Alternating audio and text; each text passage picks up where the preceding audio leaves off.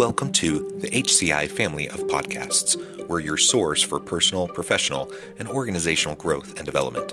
We share our own original research, explore industry trends, and interview executives and thought leaders from across the globe. Join us for practitioner-oriented content around all things leadership, HR, talent management, organizational development, and change management.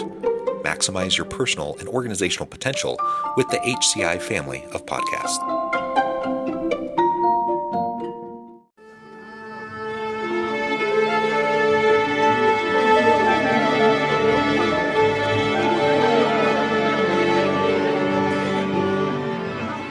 Thank you. It's an honor to be here.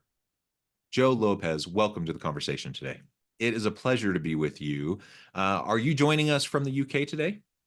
No, today I'm at my residence in San Diego, California. San Diego, beautiful. I just got back from Southern California. My family and I were on vacation. We were visiting some in-laws, and then we spent some time on the beach. Beautiful, beautiful. We're now back in Utah. I'm south of Salt Lake City in Utah today. Today, we're going to be talking together about how to take an idea to market while developing a team building culture. And this is a fascinating topic for me. And then we're really going to be tapping into Joe's global experience, his global strategy experience. As we get started, I wanted to share Joe's bio with everybody. Joe Lopez, who is a global business strategist, is a passionate innovator, entrepreneur, and lifelong learner. His zeal for ideas, sharing new viewpoints and strategies, and team building are genuinely inspiring. His enthusiasm to innovate and learn has been a driving force in his successful career. He is a thought leader that is excited to talk with us today about his experiences, and I'm super thrilled to have this opportunity to talk with you, Joe. Anything you would like to share with us by way of your background or personal context before we just dive on in? No, that's great. I think I don't like to talk about myself too much, so that sounds. Well, very good. And in the pre-interview, we were talking a little bit. The reason I asked if you were in the UK right now, we were talking a little bit about your graduate work at Oxford. Maybe you can just tell us a little bit about that and some of the work you're doing globally.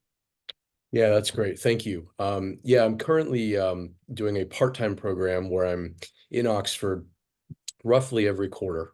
Sometimes it's a little more, sometimes it's a little bit less. It's a very intense program that's focused on global business, international trade, international law, corporate diplomacy. And so what that's done is it's opened me up to work with a lot of European companies that are interested in coming here in the US, and then obviously American companies that are interested in exporting their goods and their brands into Europe. And yeah, I'm leaving for Zurich in August to meet with the World Economic Forum and some of the nonprofits that are over there. So it's a thing that I'm really focused on right now, is just that bridging that gap to help brands kind of come across the pond both ways, especially with newer startup brands and mid-market that aren't really equipped to do that. We have the facilities here, and I have the teams to help them roll out, and then vice versa in Europe. Yeah, I mean, that's just so cool. And again, as we were talking in the pre-interview, I've spent some time at Oxford. What a magical place. It's just so amazing. Truly, when I say magical, it's just a fascinating place to be. So even for anyone listening, if you ever have a chance, if you're ever over on the other side of the pond and you're able to just even go tour, it's an amazing place to be.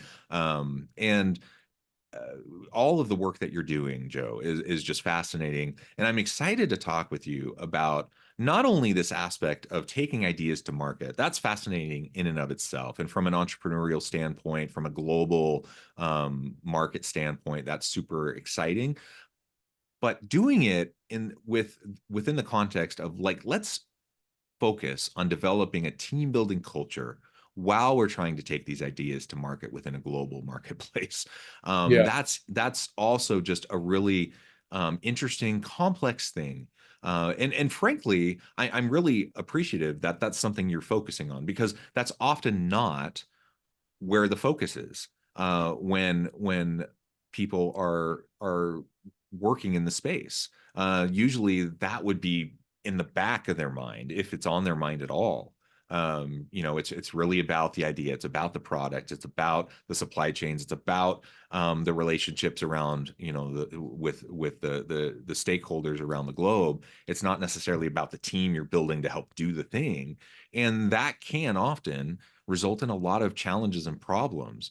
So let's start to unpack that. Like, what have you been doing, and what have you seen with your own work as you've started to put together your team? Yeah, it's a great question, and I'll just start. I think my initial answer would be to frame this up for you in something that my father always taught me. I'm the son of an IBM salesman slash lieutenant colonel in the military, so people were a big part of my growing up and understanding how to work with them. And my father taught me at an early age, number one, you can never go wrong by treating people right. Number two, a business is nothing more than the people who are there. Yeah. And as long as you set your sail and your course according to that, you really can't go wrong. And boy, was he right, because as I've led teams in startups, also in turnaround situations, which are even there's more, torsion on companies like that where people are sort of distressed. I've always found that, when you're building or you're resetting a team, the first thing is human beings in business are attracted to feeling safe. They want to Yeah. know that there is a steady hand on that rudder, that there's a rock that they can cling to, that's going to get them out of this, get the product started, get it launched, get the company reset and turned around. It's interesting because through my career, I've seen a lot of similarities across businesses with people, and I've noticed that. And I think at some point I'd like to write about that because it's just so fascinating to me to see the dynamics of building a team, resetting it in some cases, which can make it even stronger. So those are my kind of core tenets. My philosophy when I go in is I'm conservative. I don't go in and say, okay, we need to, with a turnaround situation, we need to remove everyone. That's the opposite. I usually walk into a situation and I sit in the office of the person who was there before me and I try to absorb. I listen to people. I hear everything that they have to say about the business. When it comes to a startup situation, that's great because then you're really able to recruit and bring in the folks that you think you'll be able to deploy in the right positions. I'm also a big believer, John, in just really the person, not so much the exact role. I think today we've lost the plot a bit, in my opinion, with just over focused on experience. Why weren't you weren't at this competitor or this specific industry? I've found in my career, not only is it important to have the right person, but it's also the loyalty, the fact that you give them an opportunity to prove themselves from another industry. And also, the other thing is, and I've heard Elon talk about this a lot, it's not just about the IQ either of the person, because usually if you bring somebody in with a high EQ, they really are loyal and they'll really be Mhm. flexible and be able to go across industries, and they're less likely to be thinking about creating their own business and running out the door tomorrow, which is a big problem that we have with startups and particularly in the Bay Area, which is normally where I work with startups. So hopefully that gives you a bit of a framework on how my brain works around, human capital and people, the most important thing a business has. Yeah, no, I really appreciate that. Just the framing around people being the most important asset. I completely agree. Not people as an asset in terms of, sometimes people kind of cringe at that or balk at that idea of people as an asset. Oh, that means they're disposable, blah, blah, blah. No, we're talking about people as an asset in terms of they're valuable. We're going to invest in them just like you would any other asset, just as you would any other resource. So we're just talking the language of business, Yes. so that you can recognize how important the people are, that they're valuable, that we need to invest in them. And I appreciate how much emphasis you put on that, in that people are what build the business.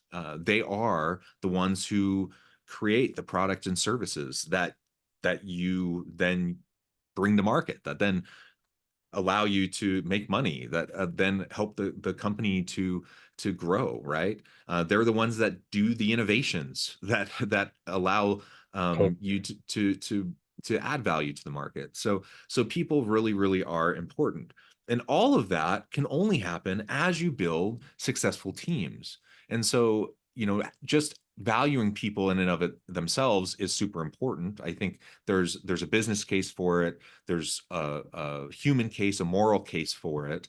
But also moving from just, the innate value of people is, which is important, moving from that to how do we really develop teams? How do we have a team building culture? How do we really demonstrate that we value how these humans interact with each other successfully so that we can now take this idea to market, especially when we're talking now globally or distributed teams, or now we have offices in various places around the world.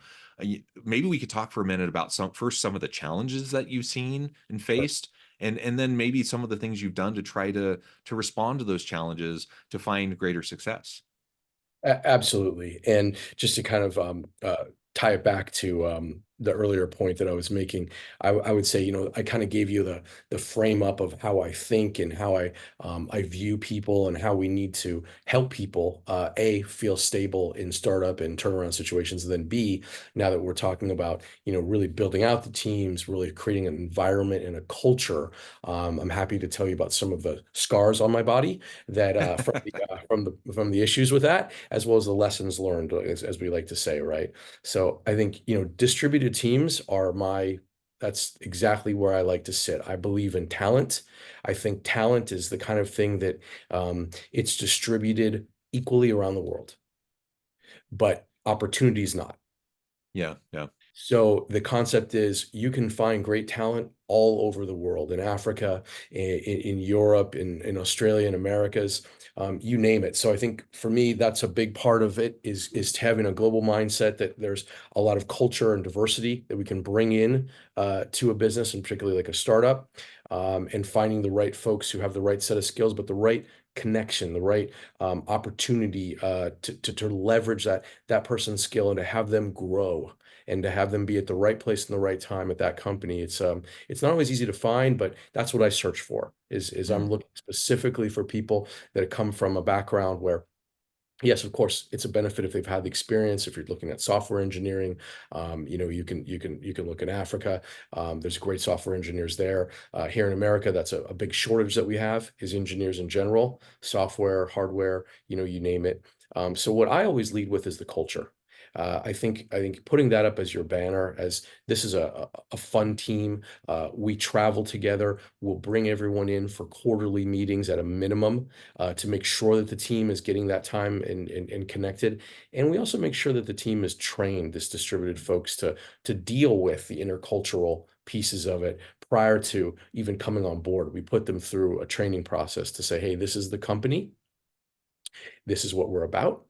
This is who we are. I think unless you define that, it's very difficult to start to create culture, because what you find is you'll see founders that just kind of run astray and let the company lead them versus you leading the business and the cadence for the people that are there, which is what you see with really, really successful companies. They've created what I always strive to create, which is a way about doing business, their way, their cultural way that they do that.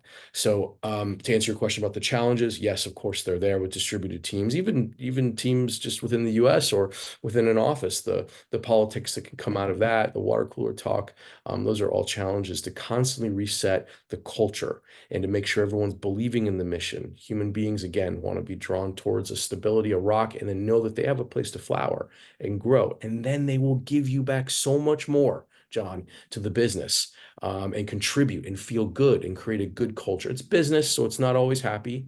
John, not every day is great. I'm not going to lie. Okay, there are days that are better than others. There are weeks that are better than others. But Yeah, generally yeah. speaking, if we're setting the course with a team, this is the culture that we're going to take. This is how we deal with problems and tackle it. Then there's some thought process there. Okay, we understand. The company's always got my back, right? It's not just leaving us out as a software engineer in Morocco from a French Algerian guy who doesn't feel connected to the team at all. Absolutely every single person needs to feel like they are a critical path or they end up floundering. And I've seen it time and time again. Yeah, excellent. And I appreciate the focus in your experience around these distributed teams, but also the recognition that whether you're distributed, whether you're remote, hybrid, or face to face, team building is all about culture, and it's hard. It it doesn't matter if you're together in the same office or if you're scattered across continents. It's challenging, and it's built upon trust. Like team building and a team building culture is built upon trust and mutual accountability and trust. And it's hard. It culture will emerge, like some sort of culture will emerge Yes. organically. Yes. Um, and usually what emerges organically will not be particularly healthy or helpful or productive unless you purposely try to nudge it along in a productive, healthy way. So unless you're strategic about like trying to create a healthy team building culture, um, unhealthy things happen, toxic things happen, things Yes. will shape it in a way that's not the way you want it. And so we have to proactively try to create that team building culture, put in place the mechanisms of mutual accountability and trust, create the opportunities for people to have that human connection, to work together, to build the trust, etc. And if it's hard to do in a face-to-face setting, and it is, but if it's hard to do in a face-to-face setting, it's going to be hard to do in a hybrid or a virtual distributed setting, right? Um, and so it just brings to mind the importance of why we need to prioritize this in any types of work that we're doing, and in the work that you're talking about. If you're a startup, if you're an entrepreneurial endeavor or a merger acquisition, if you're meeting with new people, if you're bringing new team members onto the team, you have to work really hard at trying to integrate people in to try to really establish the type of team culture that you really want to have. And maybe we could take the rest of our time together to just talk about some of those types of things you've done to proactively, strategically create that culture, to develop, put in place those mechanisms so that you can have that culture emerge in the direction that you want it to. Yeah, really well said. I think, just for my own edification too, to recap that and add my own little spin on it, but add some texture. I couldn't agree more. You have no choice with culture. It's coming one way or another. It's just whether or not you want to steer it the right way, in the way that you want it to go, as a leader, who can then build their company around that, or let the toxic and the people that are being asked to do the wrong things at the wrong time to kind of let that spiral and let them not feel good. To human beings, we're all very similar, right? If we ask, I always say, if you ask a dolphin to climb a tree, whose fault is that? Whose fault is that? When I have leaders come to me and they'll say things like, I just don't understand, Joe, why aren't people just doing their job? Well, I think I know what the problem is right out of the gate. If you're talking to me about you don't understand why people aren't doing their job, chances are you've probably not paid attention, you've given them too much rope, or you're asking them to do things that they're just not able to do, and you don't see that. So that's very important, I think, is spending the time, I would say, with individuals. There's no waste. I never think about it as, oh, I'm taking a half an hour with this person. If I can spend that time to listen, to learn from that individual about what it is that they're doing, what their challenges are, what kind of support that they need, that pays off dividends for them and for the business. And I find it's when you've got these sort of more aloof leaders, oftentimes they're high intellects, or, maybe just really um, nuts and bolts business people, just do the job. That's where things can get squirrely. So I avoid any and all of that through my own personal way of always reaching out, being in a constant cadence with people that I have scheduled. So I have scheduled meetings just for culture. That's the first thing, Mm, John, is mhm. I'm just scheduling meetings for culture where I'm taking time out of my day. I'm enforcing our people to meet with me on this and talk about it. When I say force, I mean get away from, not you have to do this, but get away from the business. Get away from what you're doing. Let's talk about what you're seeing, what you're feeling. How can we improve? What are the things that you'd like to see? Of course, we can't make all those changes to every business, but it allows our people to be a part of that process. And that's critical path when it comes to building a business, is that everyone has buy-in. Because in a startup environment, particularly if you're launching brands globally, or moving them countries, oh my gosh, if there's not alignment with that and buy-in and personal accountability, you're not going to succeed. I've got to give you the bad news. You're not going to succeed. Why is that? Well, the simple answer is because we're not talking about a 9 to 5 situation. We're talking about muscling, pushing things over the top, doing things on weekends, extra time to make sure deliveries, shipments, customer satisfaction is there through the entire supply chain, right? Whatever that is. So for that to happen, it takes the people to push that through and to make Yeah. sure that they feel accountable and a part of it. So the first thing is culture meetings, very, very important. Can you Um, describe a little bit what those meetings look like? I'd love to. So I block off anywhere between 30 minutes and an hour, depending on the particular situation, the person, what we're dealing with. And I will have a one-on-one meeting to just get everything out on the table with how they're doing, how they're feeling about the company is how I usually ask. I open it up with very open-ended questions. How are you doing? Right? How American, by the way, is that? We're known internationally. How are you doing today?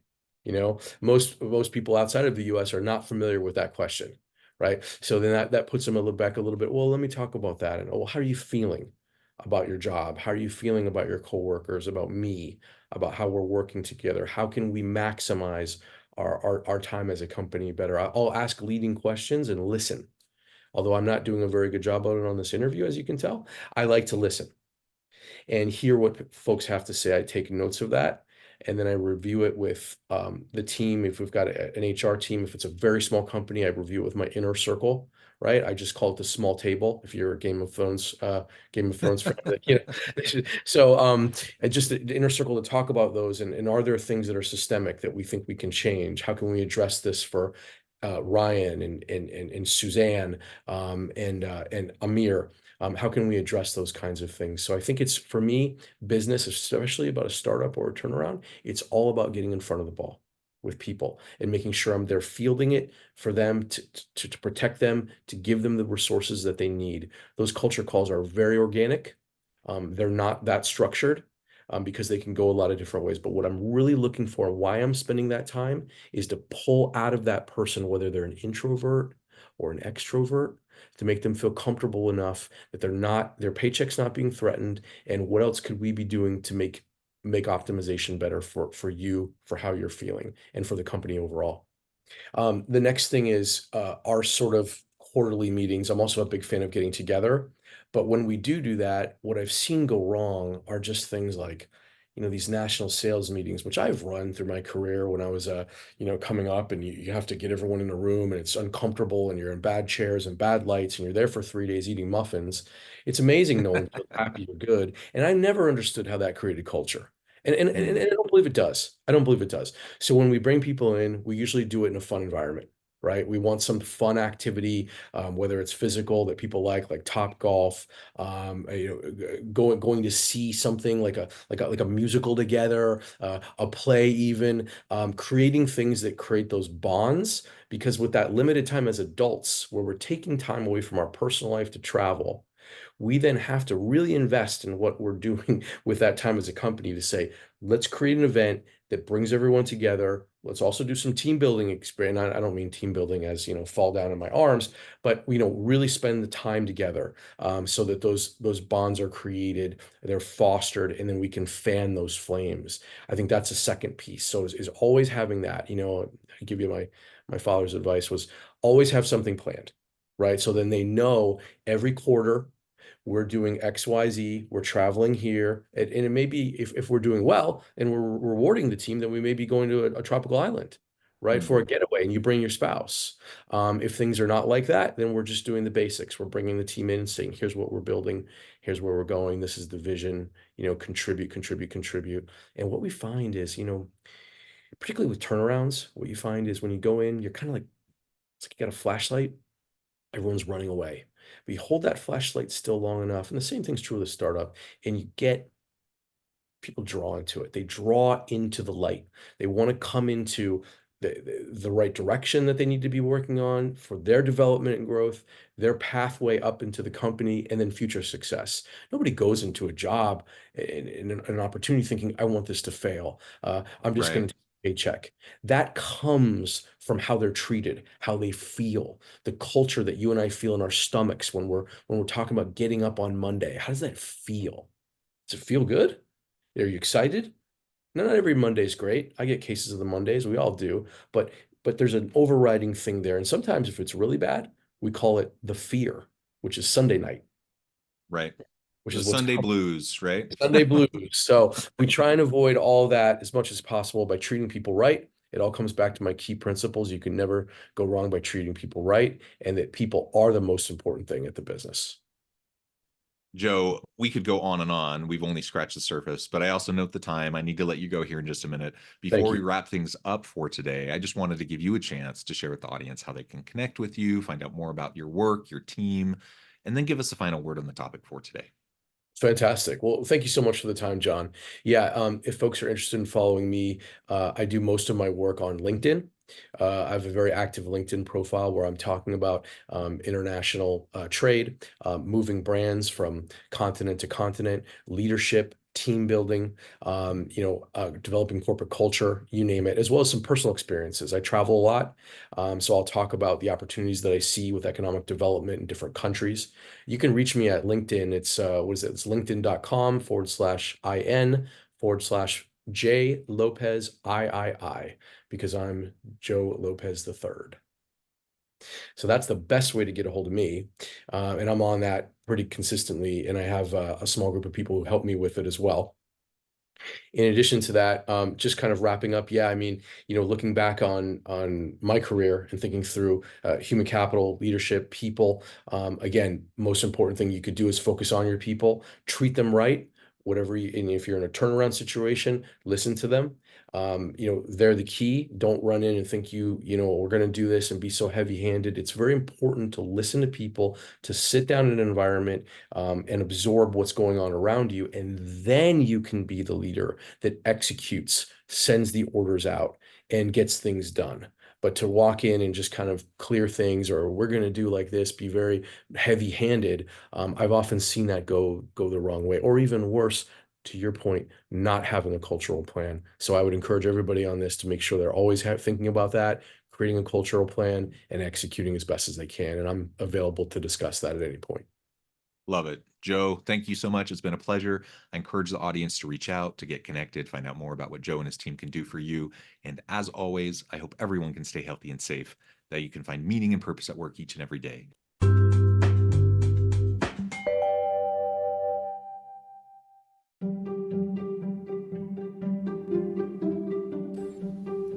Thanks for joining us for this episode of the podcast. We hope you stay healthy and safe, and please join us again soon.